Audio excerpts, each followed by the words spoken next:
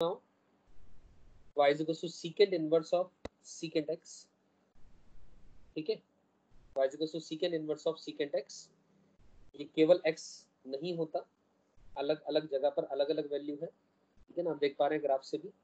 This needs to be cut all, मतलब ऐसा नहीं होता हमेशा ही, ठीक है। और आप सबकी जानकारी के लिए बता दूं, हमने ऑलरेडी क्या पढ़ा हुआ है, y is equal to secant of secant inverse x हमने पढ़ा हुआ है, और हम जानते हैं यहाँ पर जो है modulus x greater than equal to 1 होता है, और इसका ग्राफ भी हम लोग सब जानते हैं। इसका ग्राफ ऐसा कुछ होता है कि y equal to x line होती है, यहाँ से आगे और यहाँ से पीछे, this is y equal to x। इस पॉइंट का कोऑर्डिनेट 1,1 होता है, और इसका पॉइंट का कोऑर्डिनेट -1,-1, एंड दिस इज 0,0। सही है, ये अपने को आता है। लेकिन अब हम किसकी बात कर रहे हैं, अब इनपुट, अब y is equal to secant inverse of secant x की बात कर रहे हैं।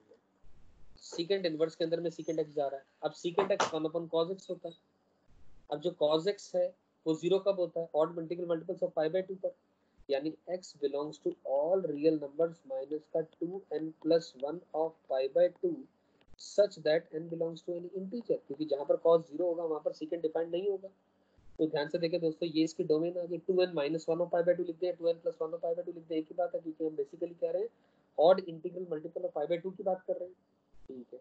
अब सीकेंट इनवर्स का जो आउटपुट होता है, सीकेंट इनवर्स का जो आउटपुट होता है, सिंपल सीकेंट इनवर्स का जो ग्राफ होता है सीकेंट इनवर्स x का, उसका भी आउटपुट जो होगा वही आउटपुट इसका भी होगा। अब यहाँ से मैं अगर ऐसे बात करना चाहूँ तो ध्यान से देखें दोस्तों, सीकेंट इनवर्स के अंदर में जो इनपुट है, जो सीकेंट x है, उसकी वैल्यू कहाँ से कहाँ तक, -∞ से लेकर के -1 यूनियन 1 से लेकर के इन्फिनिटी आउटपुट होता है सीकेंट x का, है ना, under this domain obviously, getting my point. तो as a result secant inverse का जो आंसर होगा, सीकेंट इनवर्स का जो आउटपुट होगा वो 0 से लेकर के पाई हो जाएगा, 0 से लेकर के पाई माइनस का π/2, जैसे कि सिंपल कॉस इनवर्स x का जो आउटपुट होता है वो कहाँ से कहाँ तक होता है, 0 से पाई होता है, और सीकेंट इनवर्स x का जो आउटपुट होता है, जो रेंज होती है वो कहाँ से कहाँ तक होती है, 0 से लेकर के पाई तो है, लेकिन उसमें से केवल और केवल π/2 हटा देंगे, गेटिंग माय पॉइंट।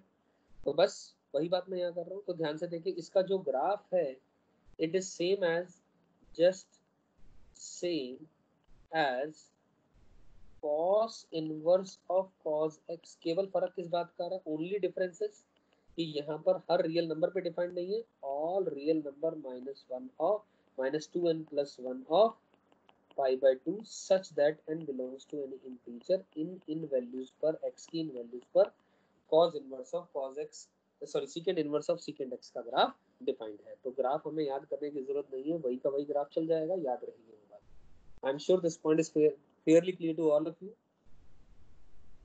तो ठीक है, यहाँ तक अपने को बातें समझ में आ गई हैं। तो फिर वही बातें जो हमेशा की तरह हम करते हैं, जैसे कि हमने कितनी ब्रांचेस तक ग्राफ याद रखना है, तो आंसर इज हमेशा हम किसी भी इनवर्स के अंदर में जो ये ग्राफ्स कर रहे हैं, हम हमेशा फर्स्ट ब्रांच ही जनरली याद कर रहे हैं, तो वही काम यहाँ भी करेंगे। अब फर्स्ट ब्रांच कौन सी हो जाएगी, secant inverse of secant x। अब ध्यान से देखिए दोस्तों, secant inverse of secant x, इसकी जो वैल्यू है, secant inverse of secant x की जो वैल्यू है x है, सच दैट, या इफ मैं लिख देता हूं, इफ x बिलोंग्स टू, कहां से कहां तक, इसकी वैल्यू x है, अगर x की वैल्यू 0 से लेकर के पाई के बीच में, अगर x की वैल्यू क्लोज 0 से लेकर के क्लोज पाई है, लेकिन excluding π/2, is it clear. Secant inverse of secant x की वैल्यू x है, तो ठीक है, secant inverse of secant x की वैल्यू अपने पास x आ गई, केवल और केवल यही branch, memorise only this branch, मैं लिख दे रहा हूँ ये बात में, memorise only this branch, is it clear? चलिए ठीक है, केवल इस ब्रांच को याद रखेंगे। अब आगे क्या बात कर सकते हैं? अब सीकेंड इनवर्स ऑफ सीकेंड एक्स की वैल्यू तो आ गई। अब जैसे कि मान लीजिए मैंने एक सिंपल एक क्वेश्चन पूछा आप लोगों से, let us say I ask you a question, ये secant inverse of secant of 2 की वैल्यू बताएं, तो हम डायरेक्टली आंसर कह सकते हैं 2 होगा। तो सही, क्योंकि एज जो 2 है वो 0 से लेकर के पाई के बीच में बिलोंग कर रहा है और ये पाई बाय 2 भी नहीं है, तो फर्स्ट ब्रांच तो हमें पता है।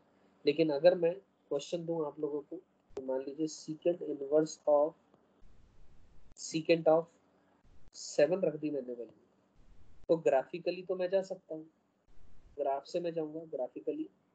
तो ध्यान से देखें, let us move on to the graph. या तो हम ब्रांचेस बनाते रहे या इस ब्रांच के अंदर में देखते हैं।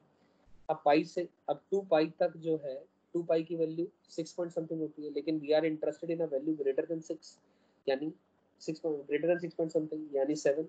यानी अगर मैं ग्राफ बनाना चाहूँगा तो वो ग्राफ क्या बनेगा? ध्यान से देखिए दोस्तों, ये ब्रांच अगर मैं यहीं पर ही बनाना चाहूँ तो बेसिकली एक और ब्रांच ऐसे बन जाएगी, गेटिंग माय पॉइंट, और यहाँ पर होलो लग जाएगा इस तरीके से, और ये ब्रांच क्या आ जाएगी? जैसे ये एक्स आ रही है तो ये वाली वैल्यू क्या आएगी?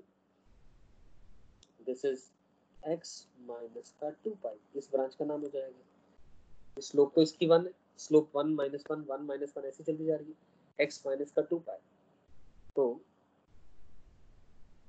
अब x माइनस का 2 पाई, तो यानी आंसर आ जाएगा 7 माइनस का 2 पाई। क्योंकि क्योंकि दोस्तों ध्यान से देखें, 7 माइनस का 2 पाई, क्योंकि ये जो यहाँ तक ब्रांच आएगी ये 2 पाई से लेकर के, और ये कहाँ तक आएगी? ये 2 पाई के बाद कहाँ तक आएगी? ये this will be up till 3 पाई। ये गेटिंग द पॉइंट? तो पीरियड तभी तो इसका 2 पाई हो रहा है बार बार। तो ठीक है, 2 पाई से 3 पाई के बीच